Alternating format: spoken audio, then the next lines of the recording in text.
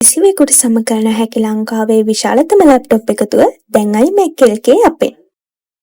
ඉතින් ඔබ අපි කවුරුත් දන්නවා ශ්‍රී ලංකා ක්‍රිකට් කණ්ඩායම අයර්ලන්තයේ සමග පැවති තරගයේදී ශ්‍රී ලංකා ක්‍රිකට් කණ්ඩායම ජයග්‍රහණය කරා. ගොඩක් සතුටුයි. ඉතින් ඒ වගේම තව දෙයක් කියන්න ඕනේ ශ්‍රී ලංකා ක්‍රිකට් කණ්ඩායම මේ වෙලාවේ ඉන්නේ මිනිසුන්ගේ ඉතාමත් දෝෂාරෝපණයට ලක් වෙලා.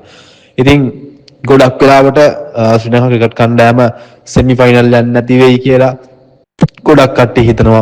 ඒක එහෙම හිතනවා, මාත් එහෙම හිතනවා. ඉතින් වෙලා තියෙන්නේ මේ ශ්‍රී ලංකා කණ්ඩායම ඉන්න ටීම් ගෲප් එක ඇතුලේ ඕස්ට්‍රේලියානු කණ්ඩායම ඉන්නවා.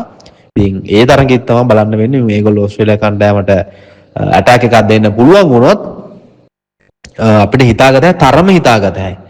හරිද? ඉතින් මට නම් හිතා ගන්න පුළුවන් තරම මේ අයර්ලන්තය වගේ, ඕමානය වගේ, ඔය පොඩි නෙදර්ලන්ඩ්, ඔය UAE, ඔයගේ බංගලිකාරයන්ට මැච් එකක් දෙකක්, ඇෆ්ගනිස්කාරයන්ට මැච් එකක් දෙකක් ඒව ගහලා ඇති. හරිද? New Zealand, England, Australia, India, Pakistan ඔයගේ මැච් එක ඔයගේ ටීම් එකට ගහන්න ඕනේ. පොඩ්ඩක් මේ යන්න ගහන්න ඕනේ. ඉතින් එතකොට තමයි යකෝ ඔයගේ එකට ගහන්න බැරි නම් වැඩක් නැහැ නේ. ඉස්සර සෙමි ෆයිනල් එනවනේ. ඉතින් ඒකයි මිනිස්සු නිතරම කියන්නේ.